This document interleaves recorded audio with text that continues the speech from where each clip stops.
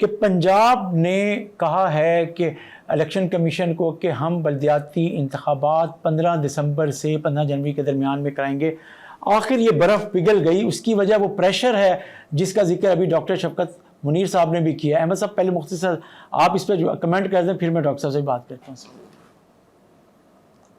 میرا نہیں خیال کہ وہ ان ریسنٹ ڈیولپمنٹس کی وجہ سے انہوں نے کیا ہے. یہ کافی عرصے سے الیکشن کمیشن کا پریشر ہے ان کے اوپر, اور وہ پہلے ڈیمارکیشن ہو گئی کانسٹیچوئنسیز کی, یونین کونسلز وغیرہ کی, پھر ڈی لمیٹیشن بھی ہو گئی, 17 تاریخ کو اناؤنس ہو گئی, تو 20 تاریخ کو پھر انہوں نے ڈیٹ قرار کرنے کی میٹنگ بلائی تھی. اور یہ دیر, البتہ یہ ڈیٹ دیر کی ہے. یہ اکتوبر میں ہو جانے چاہیے الیکشن, زیادہ سے زیادہ نومبر میں ہو جانا چاہیے, لیکن وہ دسمبر جنوری کی ڈیٹ مانگ رہے ہیں. تو چلیں یہ بھی غنیمت ہے, اور ہو سکتا ہے اگر اس وقت تک یہ سارا سٹرکچر ہی کہیں نہ تبدیل ہو جائے, تو اگر دسمبر جنوری بھی ہو جائے تو یہ بھی غنیمت ہے. لیکن میرا خیال ہے کہ حالیہ وقت میں یہ جو اناؤنسمنٹس ہوئی ہیں گورننس فیل ہونے کی, نظام کو لیپس کرنے کی, میرا خیال اس کا کوئی زیادہ تعلق اس سے نہیں ہے, کیونکہ یہ چیزیں پائپ لائن میں تھی پہلے سے. شاید مارجنلی افیکٹ ہوا ہو, لیکن بیسیکلی الیکشن کمیشن اس کے اوپر بہت دیر سے ان کے ساتھ انگیج تھا. صحیح.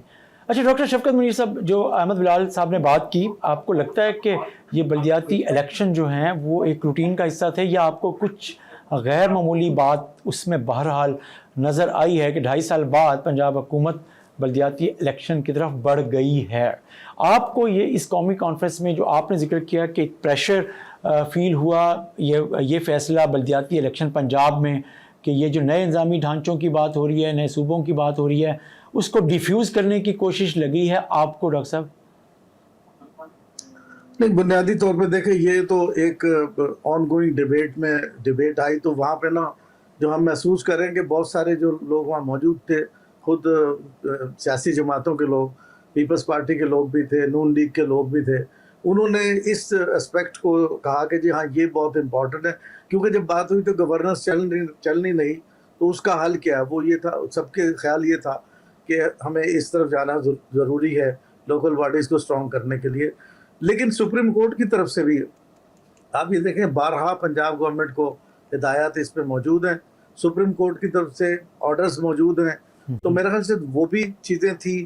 اور پھر ظاہر ہے کہ ایک ہیٹ جب پیدا ہوتی ہے تو اس میں تھوڑا سا کہیں نہ کہیں طرح سے ارتاش ضرور ہوتا ہے, اس کا مائنر ایک ایلیمنٹ بے شک آپ کہہ لیں, لیکن کہیں نہ کہیں یہ پریشر جمع ہو رہے تھے, چاہے الیکشن کمیشن کی طرف سے, سپریم کورٹ کی, اور پھر کانسٹیٹیوشنل ڈیمانڈ تھی.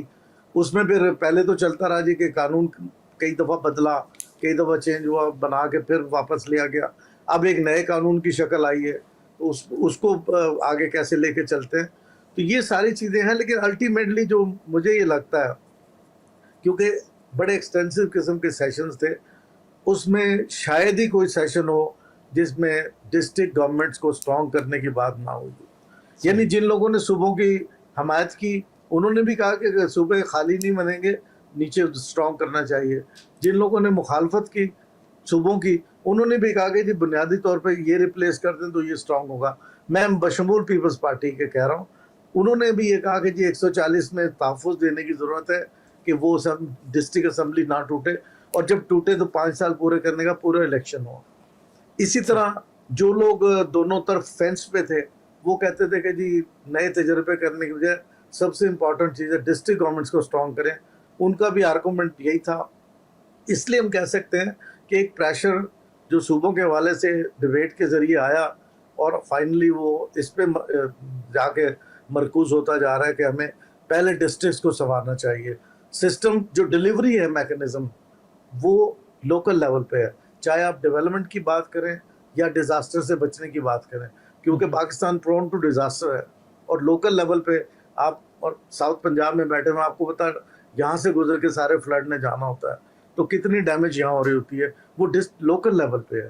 اس کو صوبہ آ کے ٹھیک نہیں کرے گا, مقامی حکومتوں نے کرنا ہے. اس حوالے سے تو بڑی حد تک یہ ماہرین میں بھی اور پولیٹیکل لیڈرشپ میں بھی یہ مجھے نظر آیا, وہ چاہتے ہیں کہ اس کو اسٹرانگ کریں.